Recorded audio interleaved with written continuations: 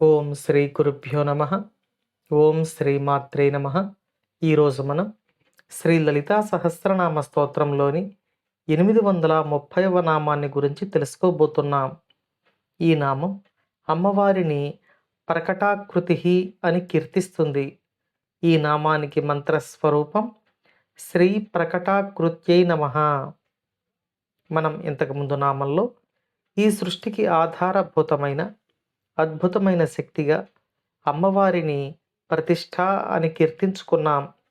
మరి ఈ సృష్టికి ఆధారభూతమైన ఆ శక్తి ఎలా ప్రకటితమవుతుంది అంటే, ఎలా వ్యక్తపరచబడుతుంది, మనకు ఎలా కనపడుతుంది అంటే, ఆ కనపడే స్వరూపం కూడా అమ్మవారే అని ఈ నామంలో వసిన్యాది వాగ్దేవతలు మనకు తెలియజేస్తూ ఉన్నారు.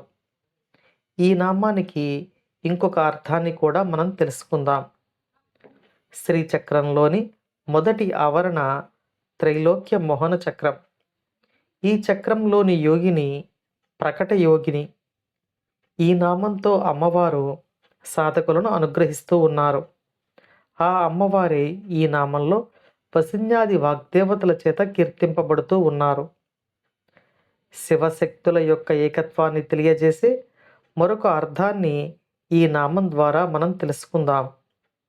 శివుడు ఏ రూపంలో వ్యక్తమైనా ఆ రూపానికి ఆధారభూతమైన శక్తిగా, ప్రతిష్టగా అమ్మవారు ఉంటారు.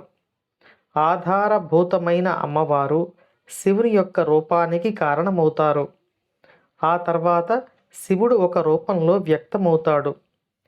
వ్యక్తమైన ఆ శివుడు కూడా శక్తి స్వరూపంలోనే మనకు దర్శనమిస్తాడు. తన శక్తిగా మనలను అనుగ్రహిస్తాడు. కాబట్టి శివుని యొక్క ప్రతిష్టకు, శివుని యొక్క శక్తిగా వ్యక్తపరచబడడానికి కారణభూతమైన అమ్మవారు ఈ నామంలో ప్రకటాకృతి అని కీర్తించబడుతున్నారు. అమ్మవారి అనుగ్రహం మనపై ఎల్లవేళలా ఉండాలని కోరుకుంటూ ఓం శ్రీమాత్రే నమః.